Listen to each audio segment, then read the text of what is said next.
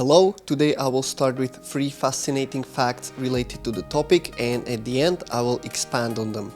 First one, crunchiness of a food is an engineered factor and they pay as much attention to it as taste itself. Second one, tobacco companies help to shape how food industry looks today. And a third one, modern food can override natural satiety signals. Now let's get to the main topic. Have you ever experienced a situation where you're not really hungry, but you still ended up overeating and stuffing yourself beyond anything that could be considered reasonable? Or on the other hand, you were fairly hungry, but you got surprisingly full, surprisingly fast. Why is that? What is making us to overeat? Hormones or state of nervous system? Yes and no.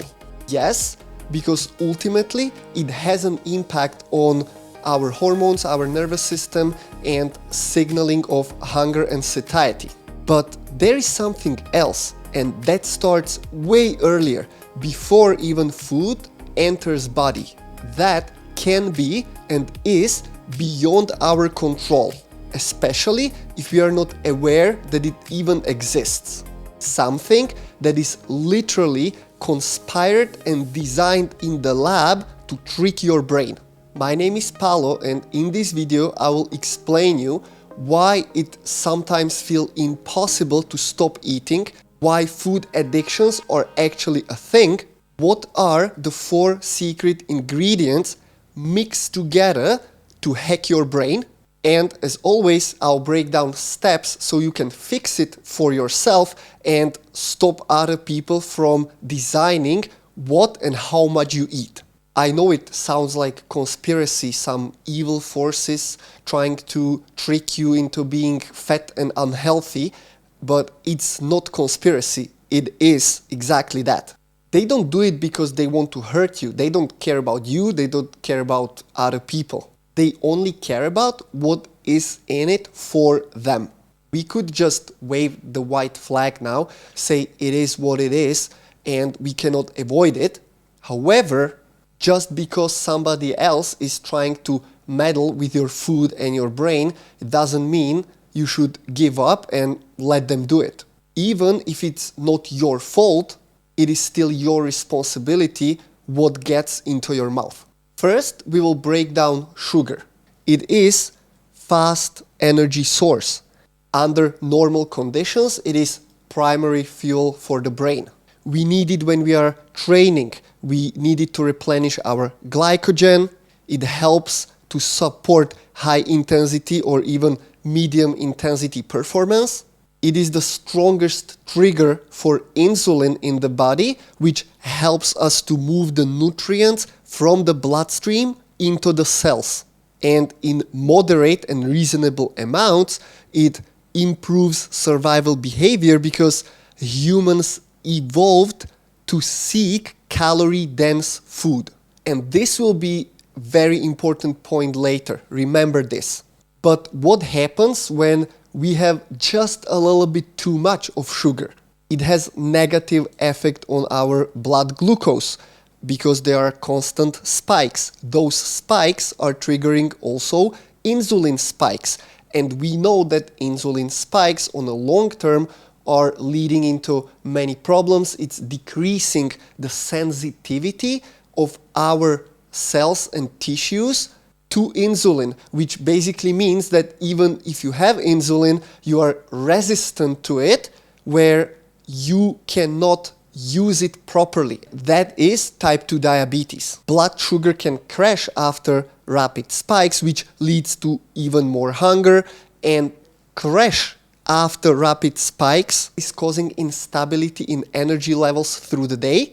It leads to fatigue, and then people want to boost it, so they crave more sugar, and over again. And chronic overconsumption is leading to problems like obesity, fatty liver, and overall increased inflammation in body. At the same time, sugar has direct impact on our brain. It triggers dopamine, so our motivation hormone response. Dopamine is basically telling us, whatever you did, do more of that because it's good for you.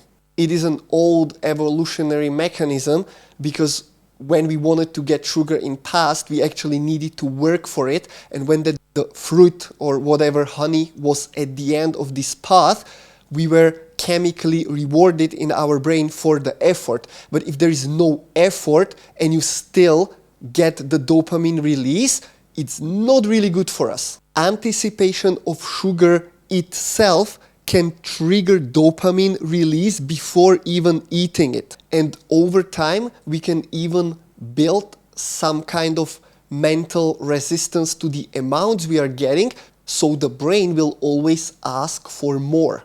It's basically like addiction. The old dosage is just not enough to trigger the same strength of the reaction. And that, as a behavioral effect, leads to overconsumption because we always want more and more and more and more. And this is exactly the problem. The rapid absorption of sugar and the strong response of the dopamine are making it a perfect combination to build this sugar addiction. And it is specifically even more addictive if it's combined with fat and certain texture of the food, but we will talk about this relationship in a second. Another thing is that highly processed sugar can bypass natural signals that are telling us that we are already full. So there is even higher chance of overeating. And to just finish it off, brain can start associating stress relief, comfort, and reward with sugar intake itself. So it kind of becomes the one substance to go for whenever we feel a little bit off. When we look at fat, many times fat is really demonized, especially in our dietary intake. However, fats and fatty acids, which are the building blocks of the fat, are absolutely necessary for survival, and they just need to be in our diet to a certain degree. They are essential for hormone production. They are needed just to build testosterone, estrogen, and many other hormones. Actually, cholesterol is a molecule that is absolutely necessary to build any of these hormones. It is at the beginning of this cascade where all of them start from one single origin, and that is cholesterol. So it's absolutely essential for us. Also, certain vitamins, A, D, vitamin E, vitamin K, they need fat just to be absorbed in body. Fat itself also slows down digestion because it's very heavy, and it increases our satiety, how full we feel with certain food.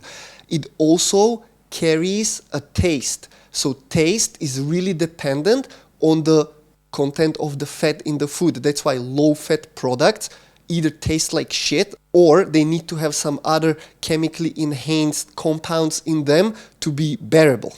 Fat, at the same time, is the most dense energy source for our body. Compared to carbs and protein, it has more than double of the calorie amount per gram. Certain fatty structures are also part and basically a building blocks for our nervous system, membranes of the cells, and the many other tiny little processes they are involved with. However, fat is also fairly easy to overconsume, especially in trans fat processed form, because these ultra-processed forms, again, can override the satiety signals, and body just doesn't know when to stop. As fat is very dense calorically, it is not that hard to have too much. It can contribute to increased inflammation and cardiovascular risk if overconsumed, and especially in the processed combination with carbs and, for example, salt. Fat is very important for our brain. Fat can strongly enhance taste of the food. It's like an amplifier. It creates creamy, smooth sensory feedback for our brain, and again, it can trigger the reward pathways in our brain, especially when combined with sugar and salt. Because of the environment where we were developed, I mean in evolution, fat is considered very valuable by our brain. And because brain sees it as a very valuable and we have a very strong taste reaction to it, it has pretty big potential to become addictive as well. Processed fats are engineered for maximum palatability.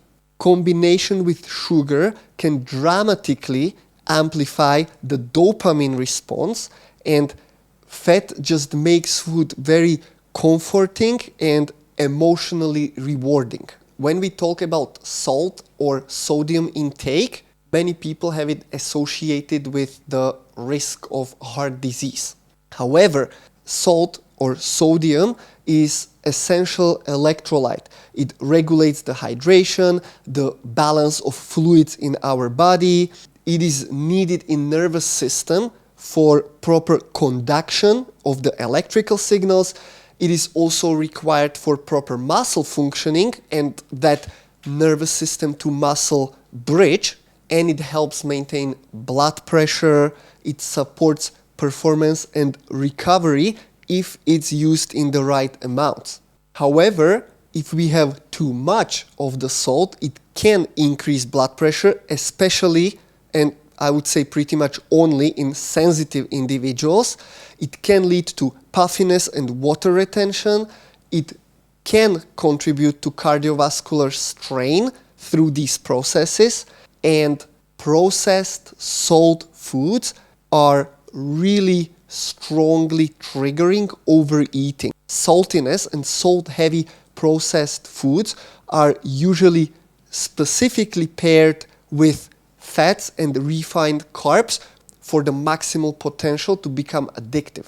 So, sodium, salt, is needed in our brain because it's part of the nervous system. However, at the same time, it's also making food very stimulating and rewarding. It is enhancing the dopamine response and improving the experience we are getting from consumption of certain food. It is increasing the desire to keep eating. And that is why it is also the part of the equation of making food addictive. Brain developed and evolved to seek sodium because it was fairly scarce resource historically. And processed food is exploiting this biological drive. Salt itself reduces sensory fatigue, which basically means that adding salt into food, it's triggering mechanisms that will allow people to keep eating and feel hunger later. One last main factor to consider in this food matrix for making it the most addictive possible is texture of the food itself. Texture, even in natural form, is there to improve eating experience. It helps to determine satiety and satisfaction from the meal. Whether it's crunchiness, creaminess, or meltiness, which means how much the food melts in our mouth, they are providing a sensory feedback to our brain. Different textures evolved as signals of freshness and calorie density in the food we are naturally getting from the natural resources without and before it was even processed. When the texture is designed and manipulated excessively, food can become easier to overconsume.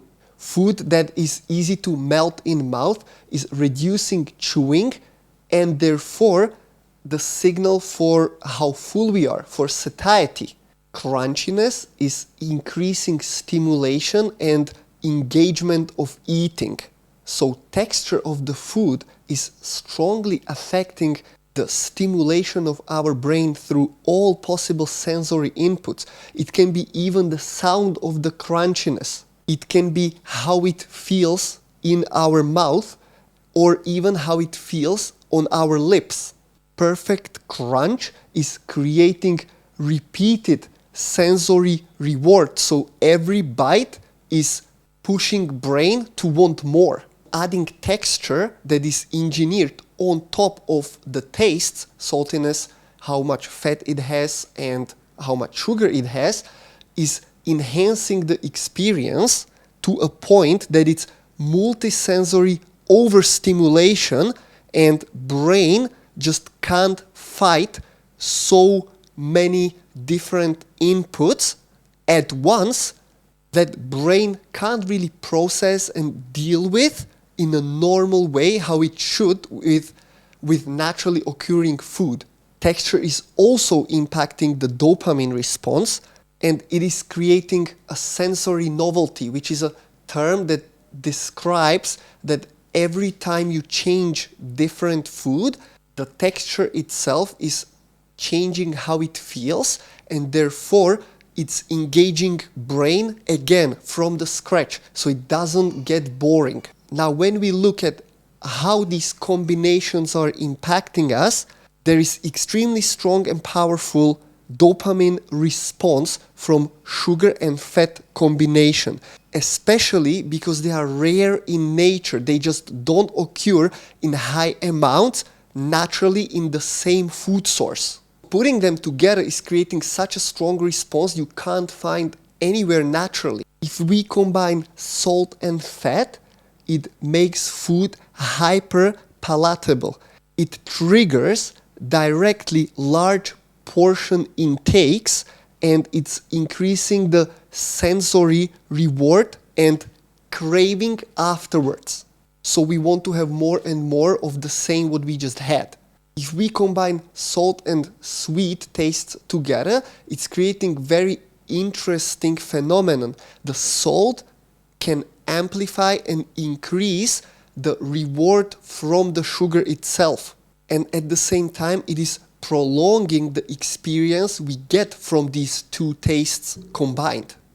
When they put, and we consume all of them together, texture, sugar, salt, and fat, the texture is the amplifier for the entire experience. The crunchiness plus salt plus fat is the recipe for a high reward food. Creaminess plus sugar plus fat is very high comfort food, which also is creating a reward overload thanks to the dopamine process. The overall effect becomes that multiple reward centers are activated simultaneously.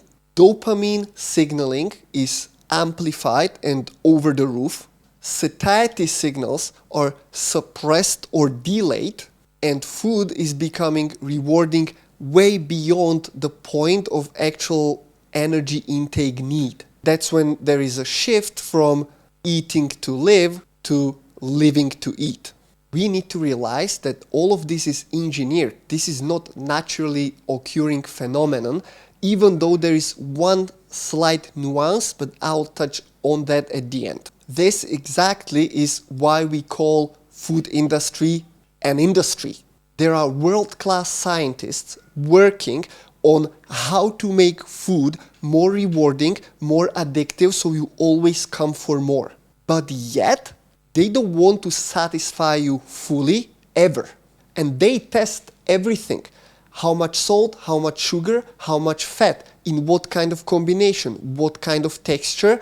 So it is stimulating, but you still come back for more. It's not overstimulating, so it doesn't become redundant too fast. It is a whole process of hacking human brain. They even test sound of the crunchiness, how long the aftertaste will stay, how fast it melts in mouth, or even bite resistance, which means how much power you need to produce to get that bite through, or timing of releasing the aroma from the food itself, because, well, they need to attack another sense, the smell as well. And all of this is connected in something they call a bliss point. It's a specific ratio where the food is maximally pleasurable, it has enough stimulation to crave more, not too much, so it's not overwhelming. For example, chips are focused on the right crunchiness and saltiness combination. Chocolate production is focused on maltiness, sweet and fat ratios.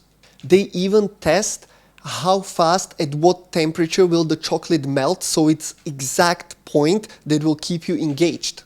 When we go to the liquid side of it, soda is engineered to have the right fizziness, so it's stimulating enough, the amount of carbonation, but it's not too much and it doesn't hurt you too much. All optimized and created for overconsumption, which means more sales. As simple as that.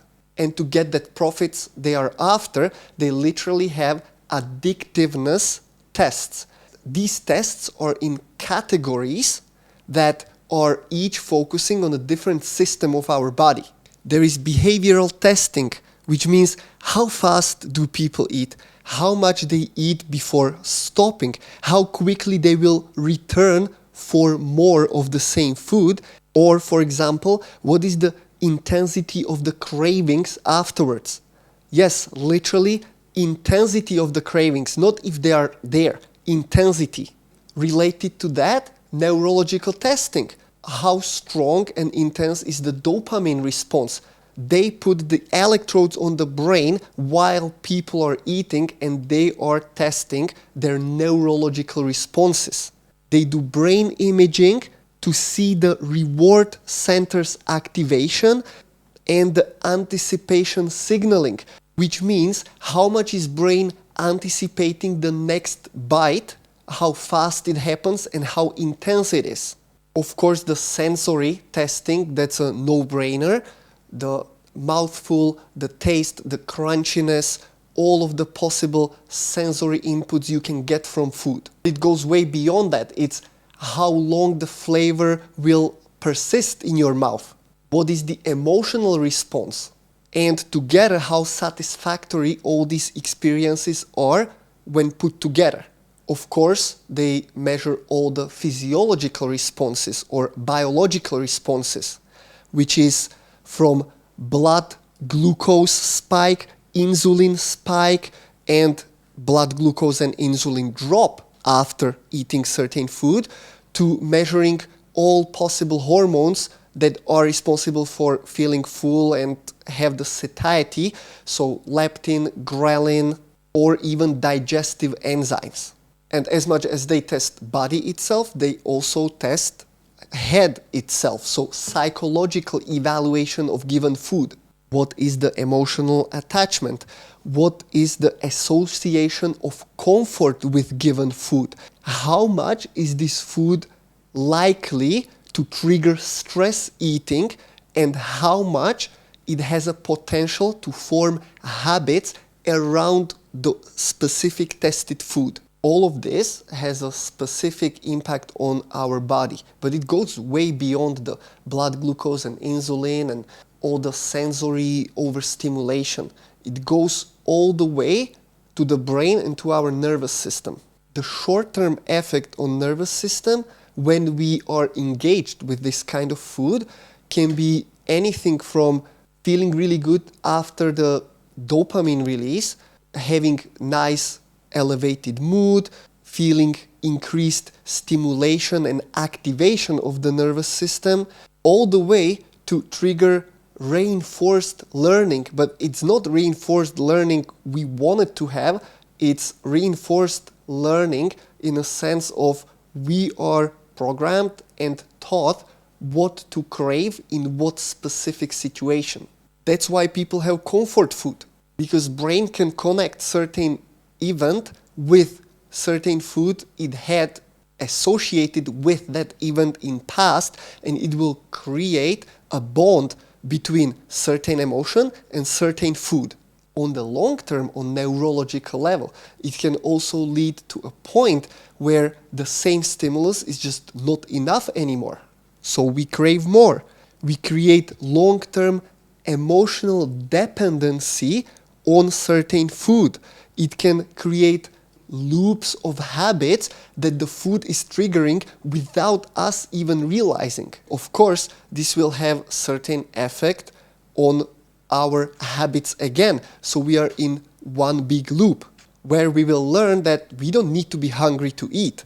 We can easily lose control over our portion because the signaling of the hormones is going to be so messed up that there is no portion control whatsoever anymore. Similar to social media, it can actually create a situation where we need food just to be stimulated. So regardless whether we are full or not, we just want more. At the same time, this will over time lead to normal, natural food just being boring because it is lacking all that stimulation, so there is a natural tendency to have more of the processed one. Humans evolved to survive scarcity, to survive when there is lack of food. And this processed food is pretty much on every possible level hacking this system and stepping into the process. Whether it's concentrated calories or engineered texture or amplified flavors that are also not naturally existing in the combinations they are making them, people who are creating these foods, processing these foods, are basically hijacking all the biological knowledge for the profit's sake. We need to realize that none of this fat, sugar, salt, even the texture itself are bad. They just are. The problem is in how we use them. That's up to us. The combinations of them, the frequency of eating, and one big thing, and that is accessibility. Before, we needed to do some action to have highly rewarding food, which by the way wasn't by far as highly rewarding as the engineered food is. But we needed to do action to get any food. Now there is pretty much no action and definitely not physical action required to get the most rewarding and the most processed engineered food. So the simple advice is you need to control your environment. If you want to avoid snacks and sweets, well, don't buy them. Never go shopping hungry. If you have a problem with this discipline, a simple, simplified, and maybe you can even call it stupid advice is build the discipline. I'm not saying it's easy. Everything is playing against us in this game. We need to do small steps first. Do small and eventually accumulated actions that lead to building discipline. It can be as simple as not scrolling after 9 p.m., waking up at certain time every morning, morning walk, sun exposure, small habits that repeat, training or at least moving 4 times a week, reading 15 minutes a day. These all are small habits that even though they are not in a field of nutrition, but they help you to rewire and build some control over your behavior. So the aim of this is for it to become your baseline, not something you fight. Because before any of our behavior will become our baseline behavior, something that is just normal for us, we need to spend energy to execute it. If you need to fight with yourself over every bite of chocolate cake that somebody brought into the office, that's a struggle. But if you will eventually build identity of somebody who just doesn't eat that kind of stuff, you will just not touch it without any struggle. At this point of time, lack of knowledge is just not excuse anymore. So whatever we do is our choice. But there is one catch.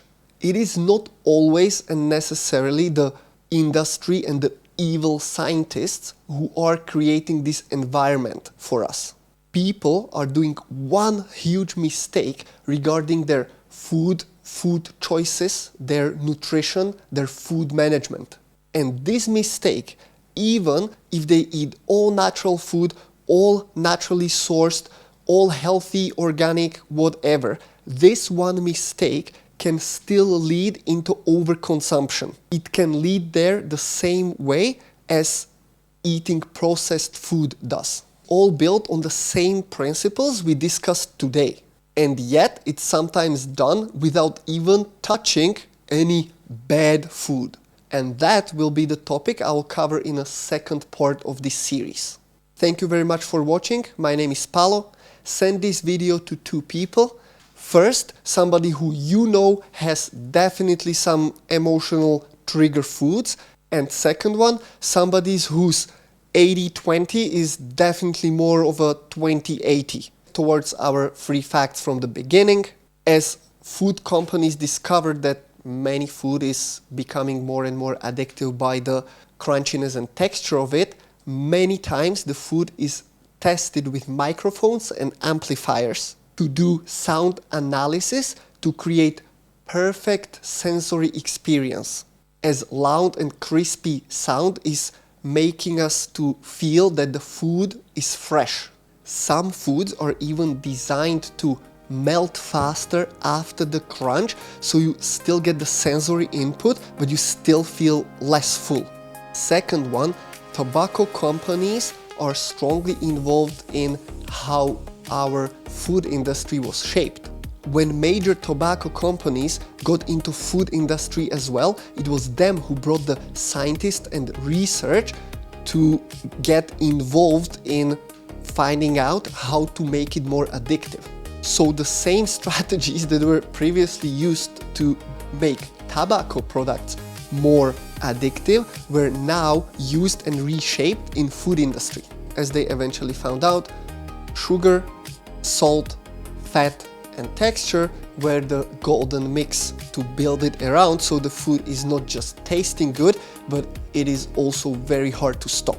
The third one, through the whole of human history, couple of factors like fiber content, chewing itself, and effort to get the food were the factors that were mainly involved in how well the energy balance was managed.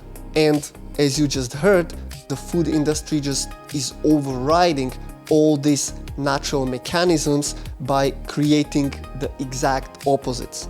So many times people these days, they actually eat more for the nervous system stimulation than they actually eat for the need of the energy from the food itself.